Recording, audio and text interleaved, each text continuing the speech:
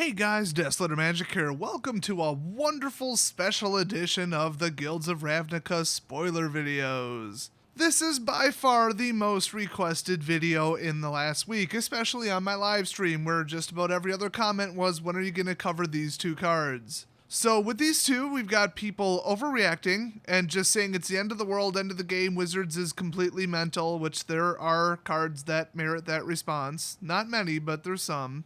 And then there's people who just like to be contrarians and they like to point out that they're right in the extremely rare case that they are. And they're like, nope, what everybody thinks is wrong and I'm right and everything's different and I'm smarter than you. Well, I look at a card and I think, how does this really work? How bad will this really be?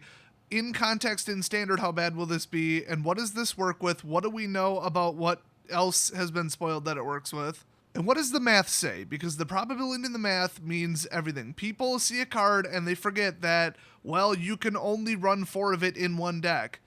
That can kill it. People could look at Willbreaker and be like, that's broken, but guess what? You can only run 4 and it can't protect itself. Yes, it was a horrifically broken, unfair card, and it was also 25-cent bulk. And nobody played it. I mean, you have to have a totally broken card and then a deck to actually put it in. You could have the most broken card, unfair card in the world, and you still have to draw it, you still have to be able to cast it, you still have to be able to leave it on the field. Well, except instants and sorceries. So let's just take a look at these cards and with a level-headed, evaluation, see if they're as bad as people think they are. So no drama, no exaggerations, no overreactions, and no, oh, everybody's wrong and nothing's too powerful and you're all noobs and you need to get on my level and I'm a pro and I went to one pro tour, and that typical just arrogant, clueless attitude where nothing's powerful, nothing's fun, and I'm so above everything, because, oh my god, do I hate people like that. So first up, we've got the Doom Whisperer. It's a 5 cost, so you can get it out. 5's, it's the top. It's not the easiest mana amount to get to, but you can do it. 6/6 Flying Trampler. Okay, you got my attention. Nightmare Demon. Okay, virtually no synergy there. Any kind of subtype, tribal anything. And then, well, not in standard, I should say. Then it has an ability, Pay to Life, : Okay, that right there should never be printed on a card ever again. I think Wizards should have learned their lesson at this point that you shouldn't just let people pay life to do something. 1, Commander. 2, life gain decks. And 3, they could activate this a buttload of times and something bad might happen, okay? Make them do something that they don't start the game with like 10 instances of. You know why? Because somebody might activate this 10 times, or I guess you would say 9. So this is dangerous. Now, if this was a 7 cost, I don't care if it says pay to life, win the game. You still have to get to 7 and get it out, guys. You either have to free cast it, or you have to have 7 mana. That's not easy. People saying, oh, it is easy. Not in certain colors, and still playing against control, good luck. Hey, where on this card does it say it can't be countered and that it's indestructible? Because I must have missed that part. So yeah, it doesn't scream broken, unstoppable super weapon. This is not an Eldrazi Titan where you have to do crazy crap to shut it down. This is not Void Winnower. This is not Lantern Control where there is literally nothing in the game that you can do to stop what they are doing. So what does it do? Pay to Life, Surveil 2. Not even worth it on the surface. Oh boy, you get to scry 2, maybe toss some stuff in the graveyard, cross your fingers, hope it's good. You're doing it completely blind. It might be 2 lands, who knows? You get a bad card out of the way, whatever. Does it matter? I mean, if you really desperately need better cards, why are you losing 2 life? That usually means you're losing the game. Wait, why do you need to scry cards from the top of your deck and arrange it, make sure you pull the right card when you just dropped in a 6/6 Flying Trampler? Just win the game with it. Oh, you're running blue-black and you're looking for a counterspell to make sure that you can protect this thing? Too late, they already blew it up. If they added an instant speed kill spell, he's gone already, okay? It's too damn late. Plus, you don't even get to draw the damn card. So, I mean, you leave a good card on top of your deck, great. See you next turn, hope you're still alive and hope this is still in play. I mean, you'd still get the card whether this is in play or not. Here's the problem. The problem arose 2 days ago, and I called it 2 days before that. I said, you guys don't understand this. Surveil is garbage. It's literally just scry with a twist, okay? Dimir does virtually nothing with cards in the graveyard. So what we're going to see is cards that say every time you surveil or whenever you surveil, boom. And we got, I believe, 3 of them. And boy, is it gonna be a treat to find them because they're not in the Gatherer yet. Thanks, Wizards. Gotta go find them manually by reading all 200 and some cards. That's just absolutely fantastic. The first we have is Enhanced Surveillance. 2 costs, 1 generic, 1 blue enchantment. Virtually impossible to remove an enchantment. Nobody mainboards that. Cheap, fast, early, and reliable. There you go. Everybody's going to be playing this. So definitely a viable card. You may look at an additional 2 cards each time you surveil. See, what does that mean, first of all? Does that mean you can surveil more, or do they literally mean look at? That card is so vague, I don't understand it until I see a ruling on it. It either means like surveil 1. Okay, you look at the top card of your library and you can either put it back or you can put it in your graveyard, and then you can look at the 2 cards under it. It says look at. So, I mean, literally view them, check what they are, and then put them exactly back in the order they were before. That's the way I would read it. But since whoever wrote the cards for this set is clearly a complete idiot, what I think it means is when you would surveil 1, surveil 3 instead. So then if something has surveil 2, do you surveil 4 or do you surveil 6 because you add 2 to each individual instance of surveil? Is it even a separate instance? How does any of this work? What the hell does this card do? Nobody knows. It's so poorly written, it's so vague, nobody knows what the hell this card does. So that doesn't help at all. If you're about to arrogantly claim that you know exactly how it works, even though this is a made-up mechanic and we've never seen anything like this in the history of the game and the rulings are not out yet, you're talking out your ass, and I'm going to delete your comment. So we'll just assume when you get to surveil 1, you get to surveil 3 instead, and if you get to surveil 2, you get to do 6. I don't know. Let's just use that as the working thing. That doesn't do anything. Cool. You can basically pay a bunch of life and then go get exactly the card you need, maybe to win the game, I guess. I mean, what card directly wins the game? And you just spent 5 mana bringing this guy out. So what mana do you have to win the game with? I don't really get it. I mean, what, you need a kill spell that badly? Is it worth 8 life, 10 life, 12 life? I mean, you're not guaranteed, even though it's surveil 2 and you might get like 4 to 6 every time, depending upon how enhanced surveillance works. Just run Diabolic Tutor, for God's sake. It's legal. If you want to go handpick the easy way, a card out of your deck, because remember, you can surveil all you want. If the 1 copy of the card you need is on the bottom of your library, you aren't going to get there without killing yourself. So there are better ways to fetch cards, guys. So I don't think that's just saying, oh, you could pay, 8 life and surveil like 20 or whatever it might be. Okay, that still doesn't really guarantee anything. But I'm just talking about it in the context of Scry. So, okay, let's say you surveil and then look at means surveil, and it doesn't mean literally look at, and you can toss them into your graveyard then. You can just toss a boatload of stuff in your graveyard and then drop in like an overgrowth or under whatever the hell it's called, undergrowth card, and hit them for like 15 instead of 5. Oh, and then it's lethal. Any card that does that costs a boatload of mana. So you're looking at a 2-turn combo. You have to have that card somewhat near the top of your library. I don't know. So that's a weird long shot crap when people saw this and they're like, oh, but surveil triggers. What about surveil triggers? And there have been cards where you pay life before and they're broken, and I think some of them honestly had to be banned in other formats. I thought one of the cards in Dredge, at least back in the day, was like pay life and then do this, and something about Phyrexian something or other. So they're just like, this is exactly like cards in the past that were broken. So by that logic, this is broken.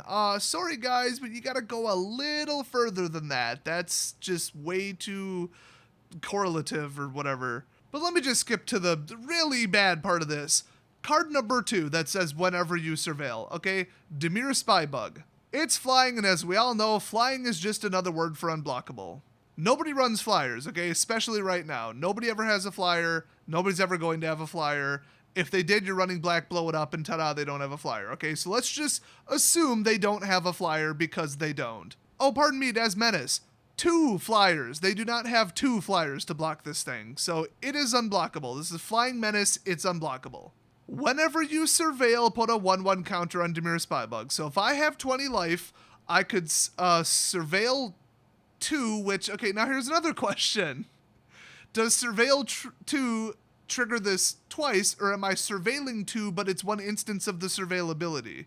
Gee, that makes a hell of a difference. Let's just say it's 1. Okay, so surveil 2 means I surveilled once. That doesn't sound right to me, but let's just say that's what it is. So you would, if you have 20 life by some miracle by the time you get this out, whatever, life gain, stall, death touch, cool. You could trigger that surveil 2 9 times, put 9 counters on the Dimir Spybug, and then swing for 10, and that's if you have never surveilled the entire rest of the game with any other card in your deck. So since you obviously have This Is Lethal, so you would just dump your life total and win. Well, that sounds like old school Magic to me. There was actually at least one card that did that.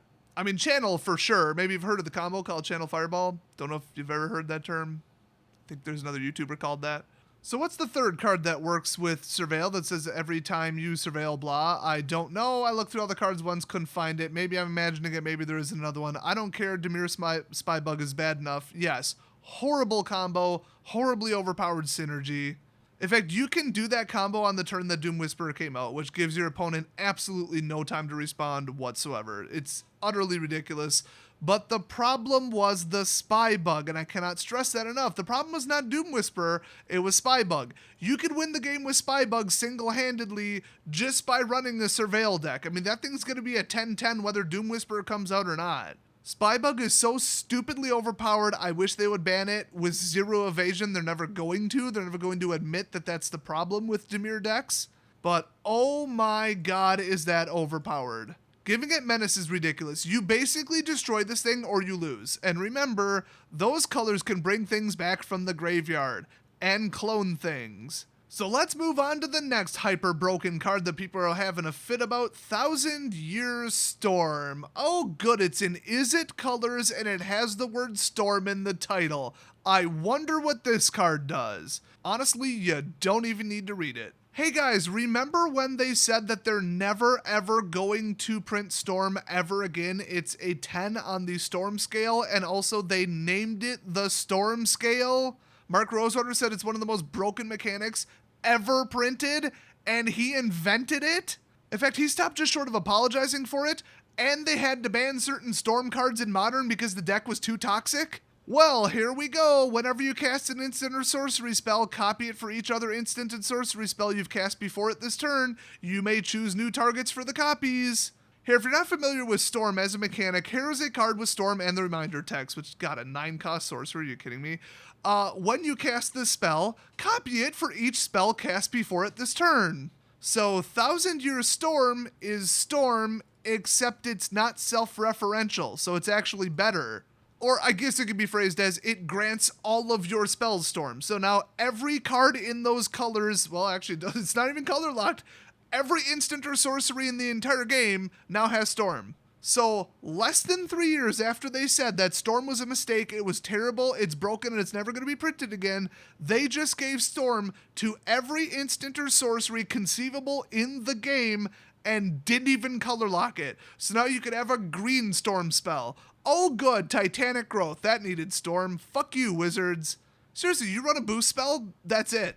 The game's over. So, in principle, just the fact that this is a thing, that they would have the balls to do something like this, let alone the stupidity and the lack of wisdom, and the fact that R&D, card design, and playtesting all approved this piece of shit, knowing damn well what the Storm scale is. Mark Rosewater himself probably signed off on this, although honestly, if he said otherwise, I wouldn't be that surprised. With Izzet already being the strongest deck in the entire world as soon as this launches, I mean, hands down, nothing's even going to come close. Blue-Eye Control is going to get shredded by the sheer volume of counterspell and then draw cards to replace the counterspell. You aren't even going to let Teferi hit the field. I mean, you aren't even going to let Search Vast Canta hit the field. Oh, you just let a creature out? Bye-bye. Oh, you finally got a Planeswalker? Let him slip through? Cool, direct damage. Bye.